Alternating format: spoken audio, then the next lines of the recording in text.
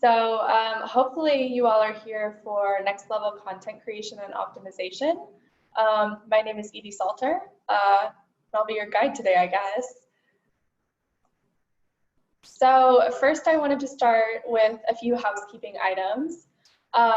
If you email Edie at Big Wide Sky within the next half hour, you'll receive an automated email that has all of my presentation materials, everything that's mentioned in this, so you don't have to worry about jotting down notes really fast.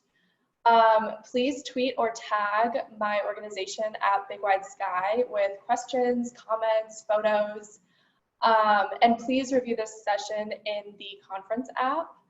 Also, if you have any crazy burning questions that you want answered, I want to make sure that I give due diligence to those. So if you could actually email them to me so I can give you a lengthy response or have some kind of session depending on how many there are. I'll do a session of just questions within the next couple of weeks if that would be better for everyone. I also have my personal Twitter handle at the bottom of each of the pages of this presentation.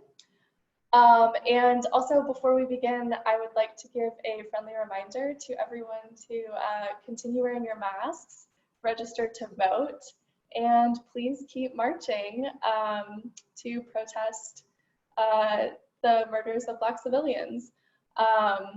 So I guess we will get right into it. As I mentioned earlier, my name is Edie Salter. And I figured since you can't see me in person, it's kind of hard to understand why you should listen to this crazy talking head behind the camera. So I wanted to tell you a little bit about myself. I currently live in St. Louis, Missouri. I have two pets. Huey is my dog and Kiwi is my little cross-eyed kitty. They're the cutest. My spouse, Austin, and I were married in September of 2019. So we are coming up on our 1 year, and it's weird to think that we have spent almost half of our marriage in quarantine. So life is strange right now, right? A little bit about the work that I've done in the past. I've worked for the Larson Group, which is one of the largest Peterbilt truck dealerships / repair franchises in the US. I've done pro bono work for Max Mission. You might know them better through Mac the Pitbull on Facebook. This picture is of my spouse holding Narwhal, the unicorn puppy. He was born with a tail on his forehead, and he kind of went social media crazy for a while. And no, there are no bones in his tail. It's just some weird floppy cartilage and veins, and he kind of does the Bieber flip constantly, which is pretty cute. I've also done pro bono work for Dickerson Park Zoo. So yeah. I currently am a digital marketing specialist for Big Wide Sky. Big Wide Sky specializes in finding human-focused solutions for problems faced by businesses. So whether your business is dealing with a lack of collaboration, inspiration, or idea cultivation, our team kind of helps you tackle these crises while putting the humans behind your business at the forefront of that change. We do all kinds of other work as well, and I wanted to start out by giving everyone free access to our State of Nonprofit Digital Giving study. You can scan this QR code with your phone camera now, or you can just email me, as I mentioned earlier, and receive the slides and just scan it later. These nonprofit studies are all led by Big Wide Sky's head of digital strategy, Eric Kratom, and he's worked for a ton of organizations ranging from agencies to nonprofits, all the way to Microsoft. So he has a very diverse portfolio, and I would really, really recommend downloading these materials because they're free and they're also really high quality. And we'll have a new one at the end of 2020. So if you would like to be one of the first people to know about it and be able to receive that digital download, I would definitely recommend following Big Wide Sky on Facebook because we always mention it there first. But now that we've done some housekeeping and a bit of an overview, let's kind of dive into what you actually came to hear about. Why is it that we're talking about content, or why at the very least do I believe that this is so valuable? So according to the 2019 Demand Gen report, 79% of people say case studies are their top form of content.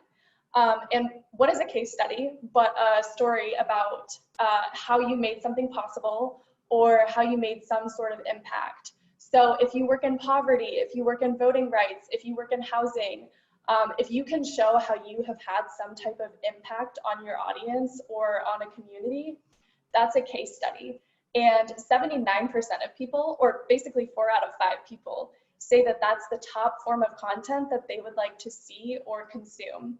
So let's unpack that a little bit. Out of all of the time that people spend on Instagram or on Facebook or wherever they are, 4 out of 5 people to make some kind of business decision, they're like most impacted by these case studies or stories of impact. So according to a study done by the Aberdeen Group, content marketers' website conversion rates compared to non-content marketers. So the people who write blog posts, they share stories, they're heavy into sharing video or images. Those people compared to people who don't do that, their conversion rates are 400% higher. So content marketers' email conversion rates are also 88% higher compared to their non-marketing counterparts.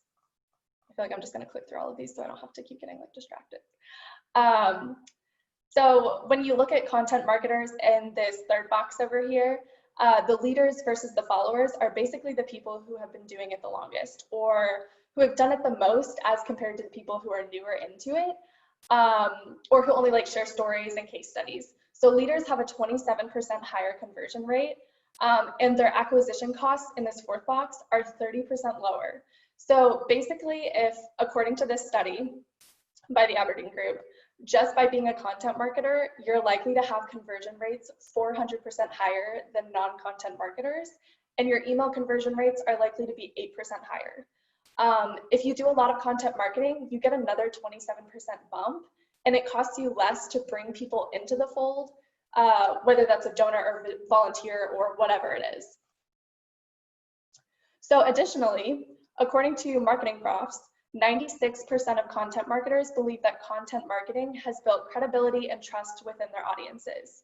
Now, if you ask anybody about their job, they're likely to see the value in the work that they do. So when you ask a content marketer if they think that content marketing is great, they're probably going to say yes. But I still feel like this is a valuable stat because so many agencies believe that it has an impact on credibility and trust. I believe that the content marketing is one of the biggest unrecognized opportunities for most organizations. And one of the primary reasons for that is our ability to reduce, reuse, and recycle content through optimization. And I'm actually going to illustrate this through the Pareto principle or the 80-20 rule, if you've ever heard of either of those. Most people know that 80% of your results come from 20% of your efforts, or 80% of your revenue comes from 20% of your activities. So if we look at your audience following the 80-20 rule or the Pareto principle, however you want to refer to it, let's just say that you're doing fundraising. 80% of your revenue is going to come from 20% of your audience. Most people stop there, but if you think about it, if we just look at that 80% slice of revenue, how much of your audience impacts the bulk of that? Well, if I take 20% of your audience and I split it once again by the Pareto principle, I get about 4% of your audience. At this level, how much revenue is that 4% of your audience responsible for? It's actually 64%. And this, I realize it's a little bit difficult in a virtual meeting to explain some of this because I can't stand up and like throw my hands around and wave at all of these stats. But basically we're taking the 80-20 rule, the Pareto principle, and we're applying it one level deeper. So we take that 20% and we say, let's split it at 20, we get 16% and 4%. 4% of your audience is responsible for 64% of your revenue. And if I go further down, eventually you get to the point where 1% of your audience is responsible for roughly 50% of your revenue. The Pareto principle is, it's almost like a law of nature. So you see this represented in mating rates in animals, production rates in agriculture, and you often see it represented in economics. It also applies to content creation. So let's take a look at some data from some of my clients. When we look at the amount of traffic that my clients get, on one of my clients' websites, you can see that the top 2 most traffic pages on their website get significantly more traffic than any other page. And if you look at, for example, here, URL 2 has roughly twice as much traffic as the next most trafficked page. On website URL 3, and I'm anonymizing the data, by the way, that's why they all say like URL 1, URL 2. So unfortunately, you can't see specific page names and whatnot. Let's look at another one of my clients. The top 3 pages on their website get significantly more traffic than any other page. And here I'm only showing you the top 10 pages, but it should be noted that in most cases, there are hundreds or thousands of pages on these websites. So in one extreme case, I have a client whose #1 most trafficked page gets significantly more traffic than any other page. And this is actually something that has changed recently. We got on that. But continuing along that line, some of your pages get a lot more traffic than others. In fact, one case, excluding the homepage, one of my clients that works in the soybean industry, they have a page on their website that gets 36,000% more traffic than the next most trafficked page on their website. So after we look at that and then we look across other metrics, because you can apply the Pareto principle, not just to revenue as we talked about, but also to traffic, transactions, page views, and conversion rates, you can like look at your top performers across all of these metrics. So if we look at one of those clients, we can see the purple bars. Hopefully you can see all of these colors pretty well.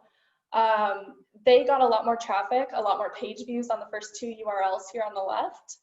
And then if we look at the transactions, which are the green bar, you can see they get significantly more transactions on the first 2 URLs. So if we look at the next bar, which is in yellow, you can see that the first page has significantly more revenue than any other page. But even still, if you look at the first page, second page, third page, they get significantly more revenue than like the 8th, 9th, and 10th pages. So this is why it's so important to optimize, because it's making all of these better. You want your top page to be getting you all of these things. And then if we look at the conversion rate, the top 2 pages, URL 1 and URL 2, they have significantly higher conversion rates too. So one thing that this is kind of leading towards is that most people, when they think of content creation or optimization, really what they tend to think about is creating something new.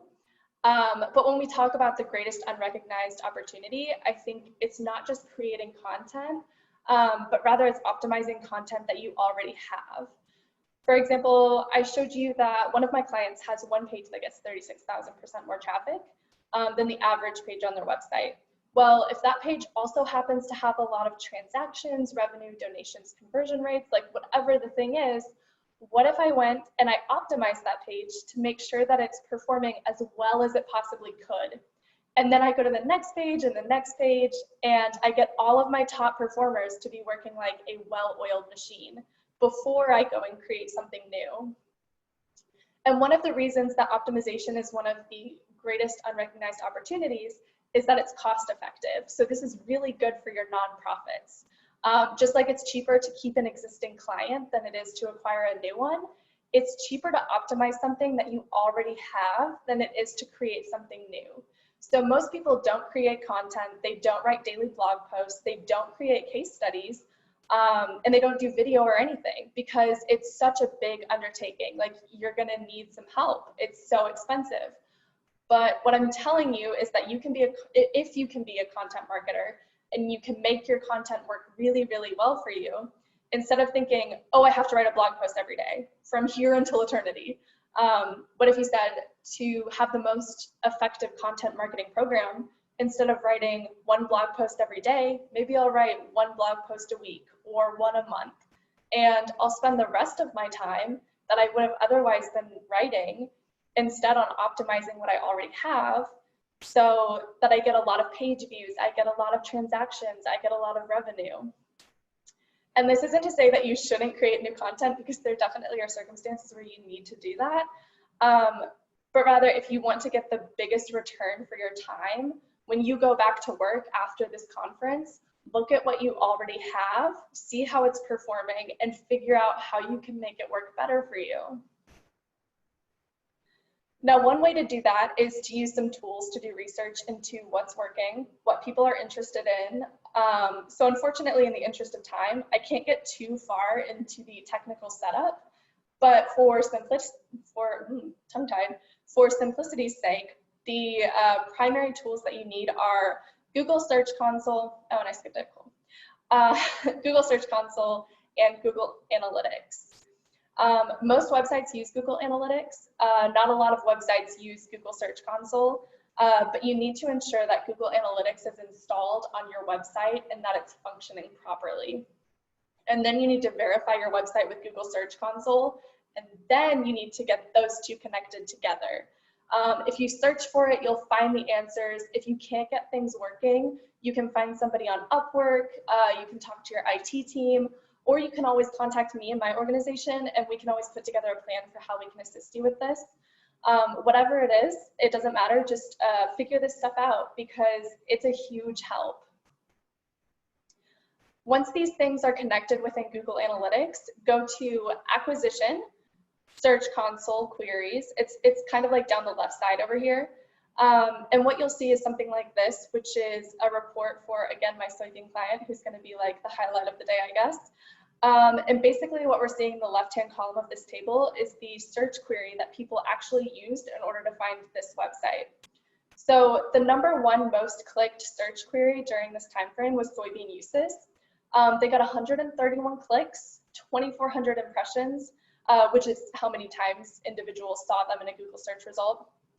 And you can also use this to figure out what was their click-through rate, and then when people searched for soybean uses and my client showed up, what was their average position? So were they in position #1 at the top, were 2, 3, were they on the second page? And on average, they were 5.1 or basically 5. If you go past #10, that means you're on the second page. So down, in #7 in this table, we see Mississippi River. We go all the way down to the right column, and you can see their average position is #11. Well, basically, I'm like skipping my slides, hold on.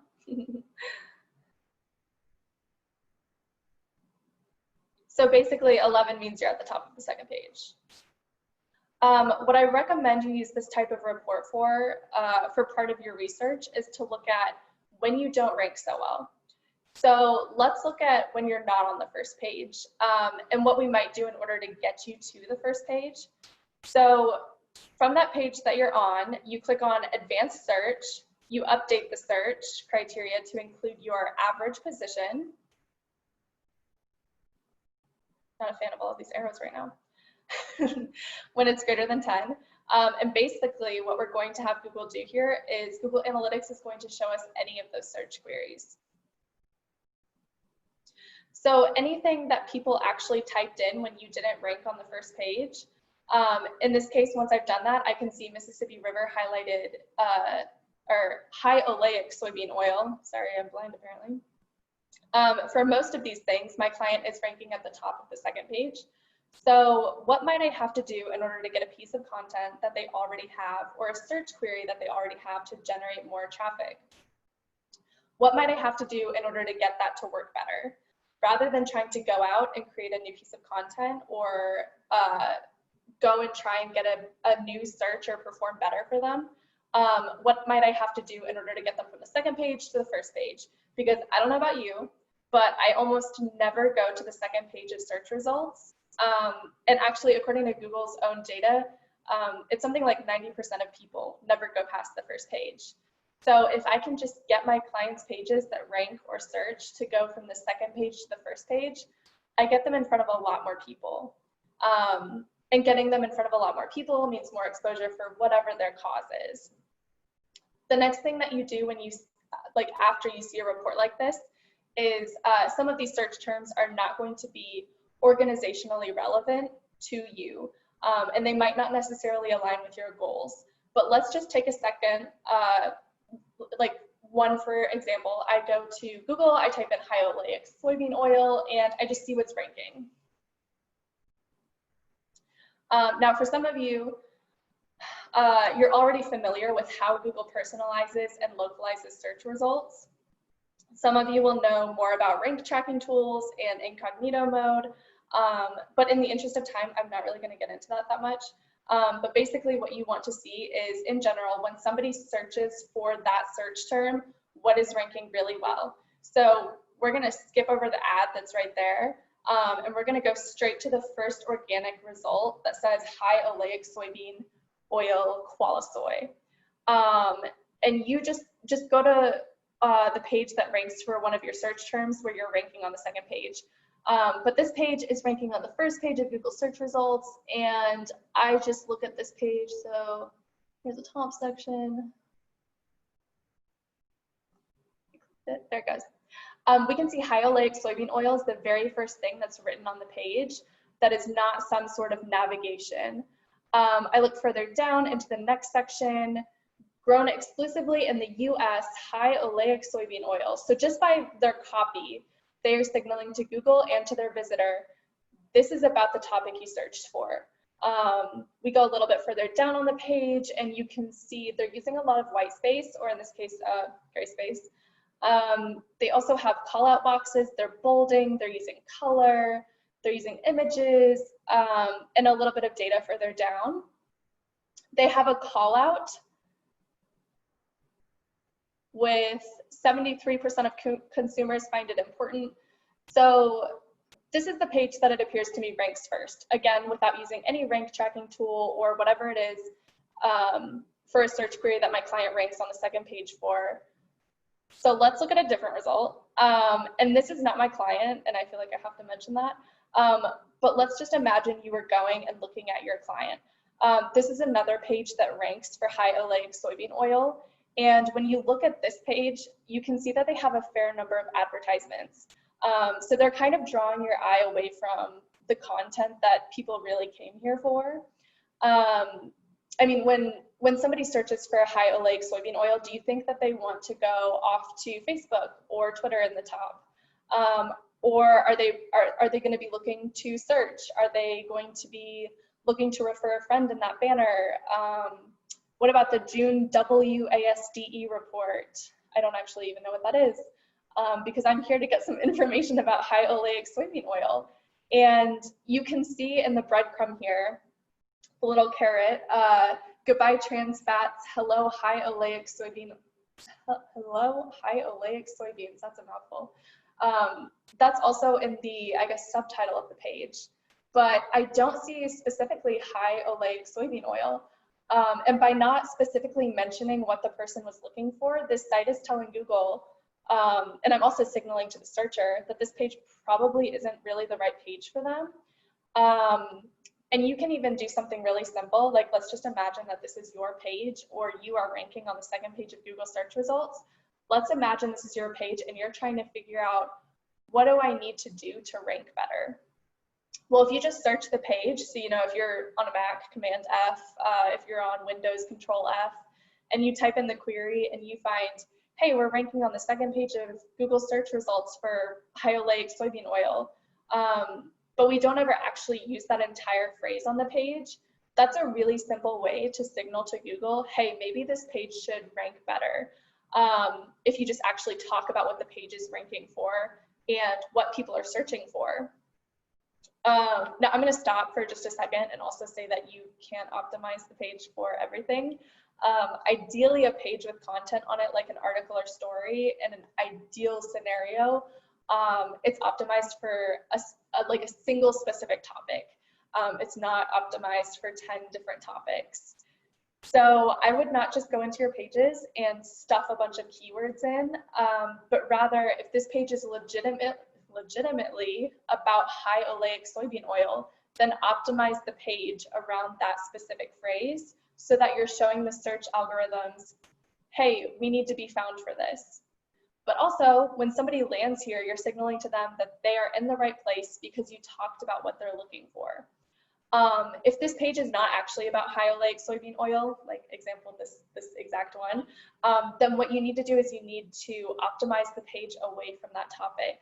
So you need to look at, on this page, for example, they use high oleic soybeans multiple times. Now, if this was your page, you might want to consider, is there a different way for us to phrase that so we're not ranking for high oleic soybean or soybean oil, and then go and create a new page on that topic. But basically, like going to a page that what we're trying to do here is we're trying to find out where you rank on the second page and what you might have to do to get to the first page and get in front of more people. And you want to compare, what you want to compare is what ranks really well. What's the experience that my page provides? Is the design good? Is it better than my competitors? And if your page is appropriate to that topic, you want to optimize that page. If your page is not appropriate for that topic, you want to optimize the page but away from that topic. And so this is just searching the page for that. Another thing you can do, there's something called SEO bookmarklet that I think a lot of people by now would have heard of. You can just Google it. This page has a really clear explanation of how you can install this in your browser. It's a great tool, but you install the SEO bookmarklet into your browser, and then you go to your page and you click on it, and it's going to give you something like this. So it will show you what's the title tag that you're showing Google, what's the description that you're showing Google, are you using keywords, do you have any images, do you have a sitemap? There's all of this stuff in here. And in an ideal scenario, you want to see your keyword, which is the topic that your page is best suited for. You want to see that your keyword is optimized around that key term or a near variant of it. And you want to make sure that it's in the title, the H1 header, right in the first sentence, so it's very clear what this page is about. And you may recall that the page that was ranking first, they used high oleic soybean oil in the beginning of the first sentence. And you want to see it bolded on the page, because if you think of a newspaper, or like a magazine, publishers usually signaled to people what the most important topic was by putting the title of an article in bold, and the title of the article would be a little bit further down. Like, you just kind of repeat that content on the page. So having your key term in the title in the first sentence, bolded, all of that is important. The meta description is not something that actually helps you rank better. But it is something that can help improve your click-through rates from search. So a meta description is having your key term in your URL. So for example, if your page is about high oleic soybean oil, the topic of the day, maybe you want it to be nonprofit.org/high oleic soybean oil. And that'll tell Google that this page could be about that topic. Alt text is just some text that Google uses to describe what the image is. So if your page is about high oleic soybean oil and you have a photo of somebody who's cooking with that, you would literally title it "Cooking with High Oleic Soybean Oil." And that way, even if the search engine can't figure out what's in the image, you've just told them what your alt text or by your file names what it is. And more than likely, given all of the clients that we've worked with on things like this, you're going to see 80% of your gains and your results in traffic and revenue from 20% of this effort that you're putting in. So you actually don't, when you go back to work after this conference, you don't have to put in a significant amount of time in order for your website to see more traffic and get more revenue. So just take a look at some of these things, and all it is going to some of your pages and just changing some of the words that you've used on your older ones that you already have. Another example, just to give you something that might be more specific, one of my coworkers did some work for a former client. They're called Metropolitan Ministries, based in Tampa, Florida. He worked with them for quite a while, and they're not just a homeless shelter for women, as it says in the search here. They provide housing for men, women, and children. They do vocational training, they do drug addiction support, they do a lot of things for people, for underserved communities. So one of the search terms for which they were ranking really poorly, and they should rank better for now, was homeless shelter for women. And that was because they actually are a homeless shelter for women. But when you go to Google and you type in site colon, and then you type in their website, metromin.org, that tells Google, show me results only for this website. And they didn't have anything on their website that mentioned being a homeless shelter for women. So if you were Planned Parenthood and you type in site colon plannedparenthood.org, or if you know your Big Wide Sky, you do site colon bigwidesky.com, whatever it is, and then you put in your search result, what Google's going to do is it's going to show you the results for that website that are appropriate to that search term that you put in. And for the most part, the page that ranks at the top is going to be the page that when you show up for people for that search term, this is the most likely one that ranks next. And here, this is a little bit of an aside, but one reason that understanding this process is important is because typically Google will only show one result per website, because Google knows after all of the years that they've spent running search that, let's say the New York Times has 100 articles on a specific topic. Maybe it's homeless shelter for women. They know that if they show 2,000 results from the New York Times on that topic, that people's experience with search is actually worse than if they only showed one result from the New York Times and another result from another organization and another result from another organization. And one reason for this is even if the New York Times has a bunch of articles that are relevant to that topic, people need enough variety that they can look at the results and say, oh, this is the one for when you searched about this specific topic. Or if you're Metropolitan Ministries and you do a search for homeless shelter for women, what you want to look at is, what are my top 1 or 2 pages that show up here? Because generally, those are going to be the only pages that ever rank for that specific search term. And in the case of Metropolitan Ministries, if they happen to be a homeless shelter for women, whether they're fundraising on that topic or they want women to be able to find it so they can come to the Metropolitan Ministries and get help or whatever else they need. If you see the #1 page that ranks for that topic and the page isn't even about that topic, that's kind of a signal that now it's time to not optimize, but actually create a new page. So in this case, what Metropolitan Ministries ended up doing was they actually created a new page because they were already getting search traffic for this term. They were just ranking really poorly. And this change has helped them to rank better. Another thing that is helpful once you get beyond optimizing existing content and getting into creating new content is questions. Most organizations, most people, when they start content marketing, they'll typically go with, well, what do I think I can write about? Or what do I know about? Or what am I passionate about? But in reality, some of the most valuable things for you to create content on are the topics for which your audience has questions about, or topics that they really care about.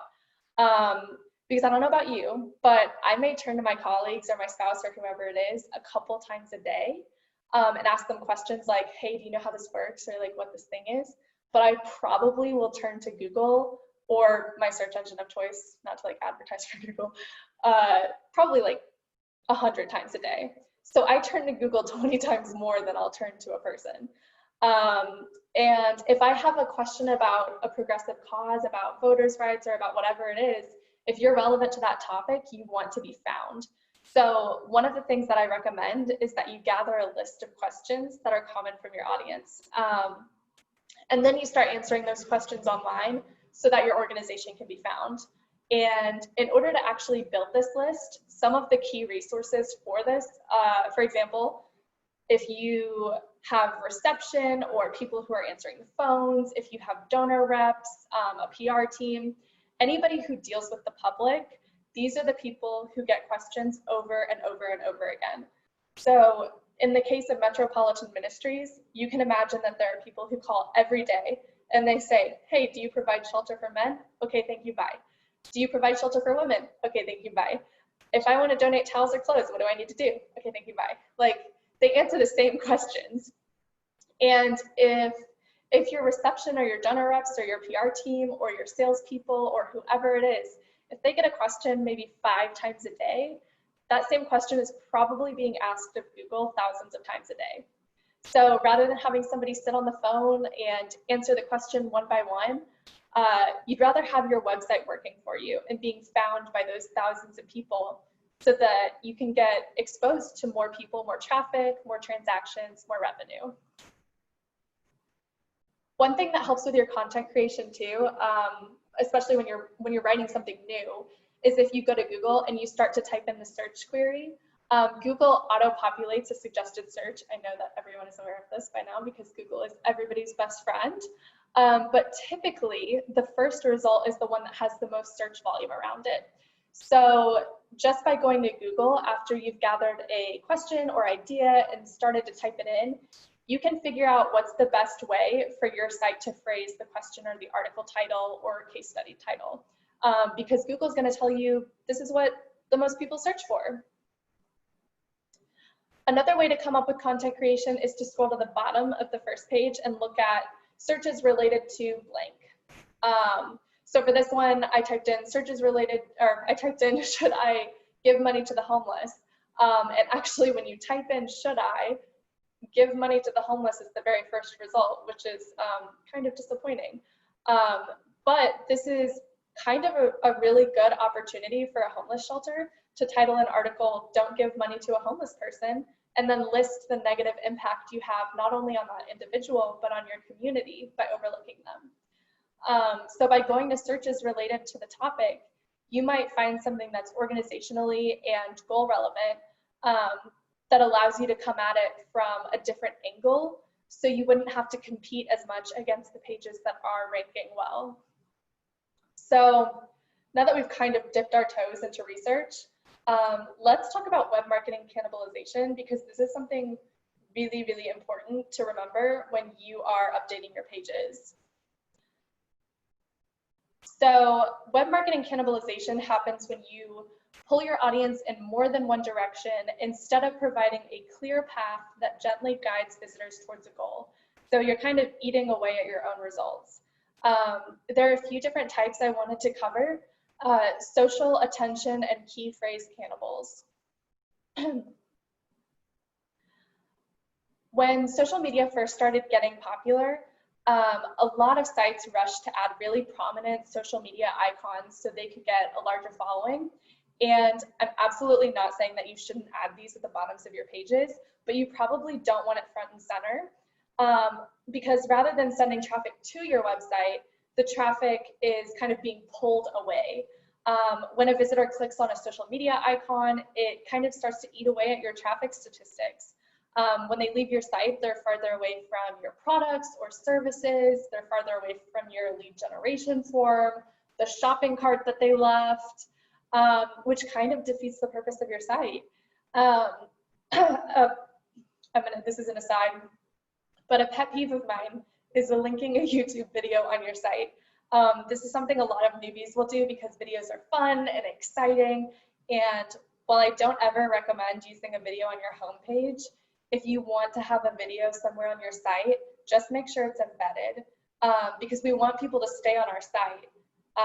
We don't want them clicking to YouTube, because once you click to YouTube, you know how that goes. It's a rabbit hole. You're in there for hours and you're stuck. They're not coming back.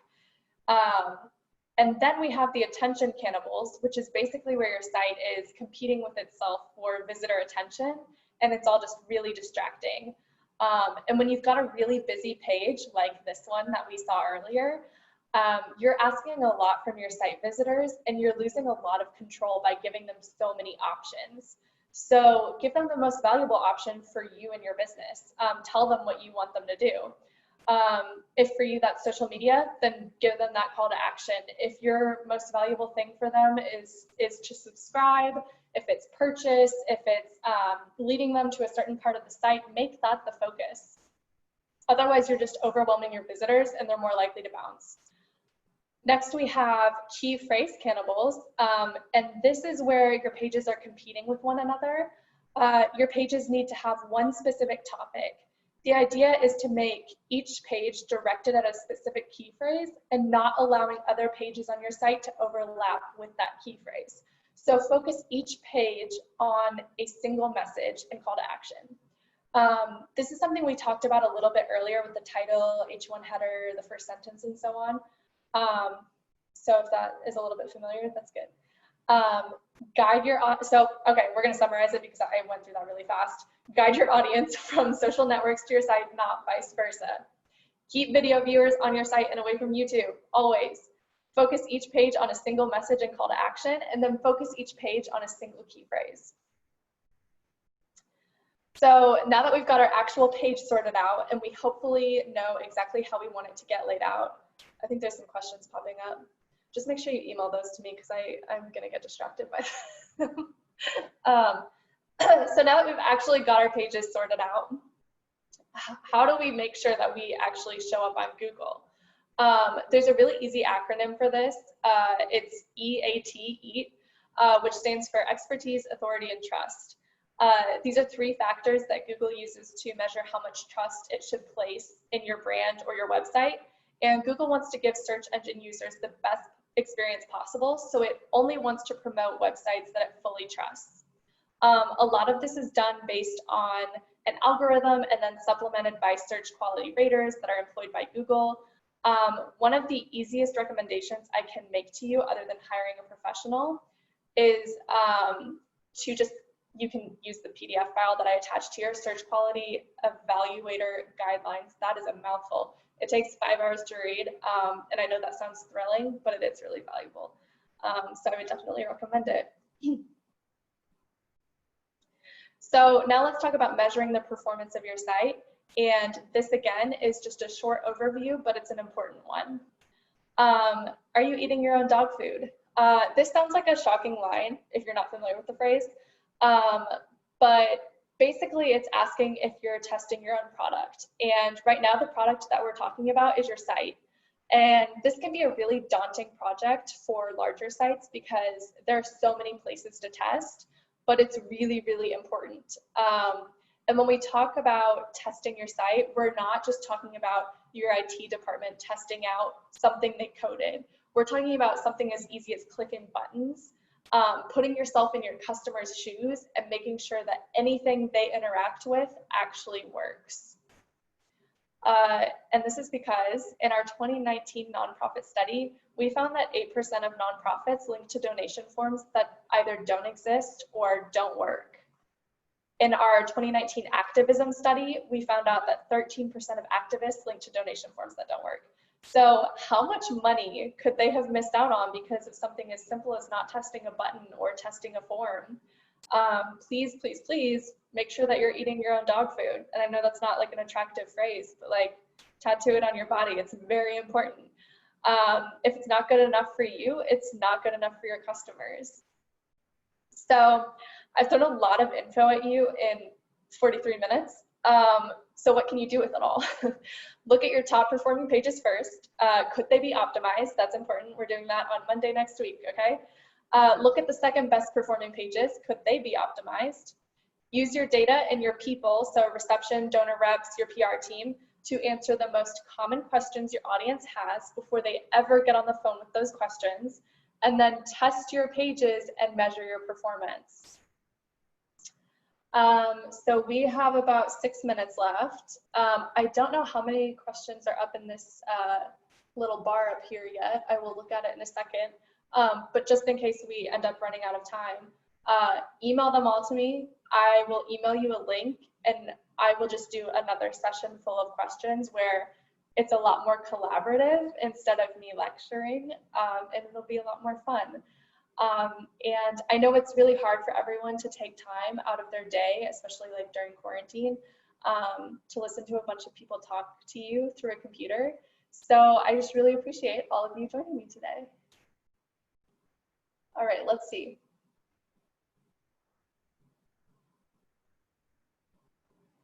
Is there a recording of this? My signal is acting up. Yes, there is a recording of this. It will be sent to you. And you can also get all of the materials when you email me. I would just so I can make sure that I give due diligence, that is a mouthful, to some of these questions, I would just email them to me and I will send you a detailed response. But that is pretty much all I have for you. So I don't know. Let me see. Guess we'll just end this slideshow.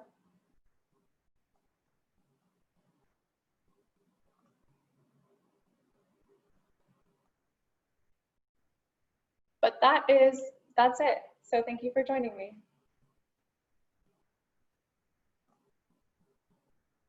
I'm like just now seeing all of these comments.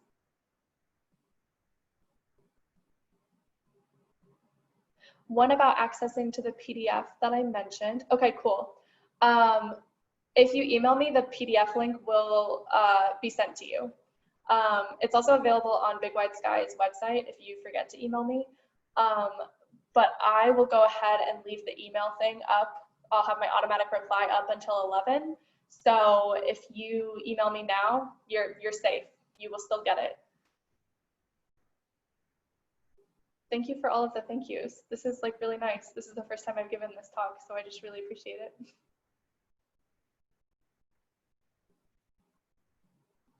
No, you don't have to use a specific subject line. You could email me a smiley face and you will still get it.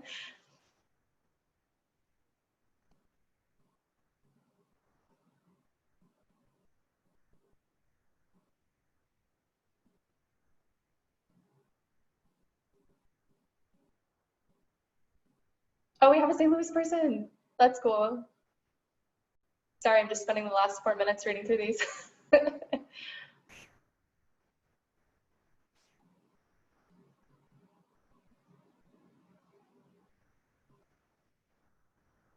Oh, yeah, I will put my email in one more time.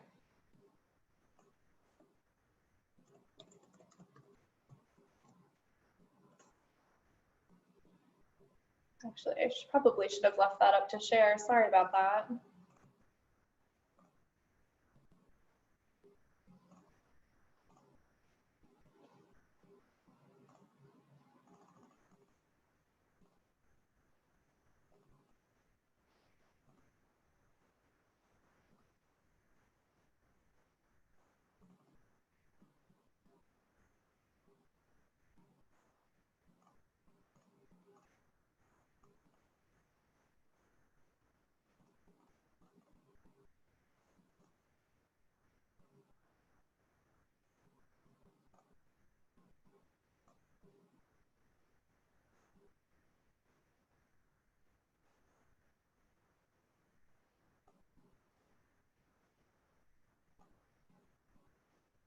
Okay, so that is still up, or it is up again.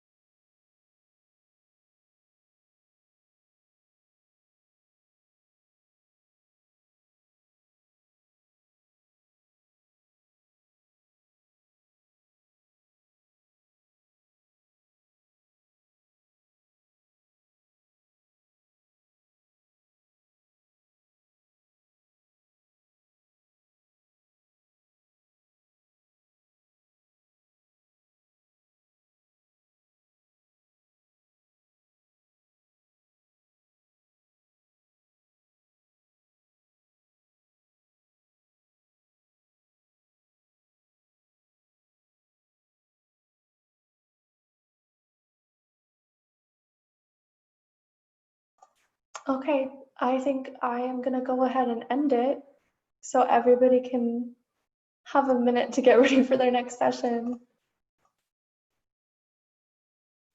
Cool, host, thank you.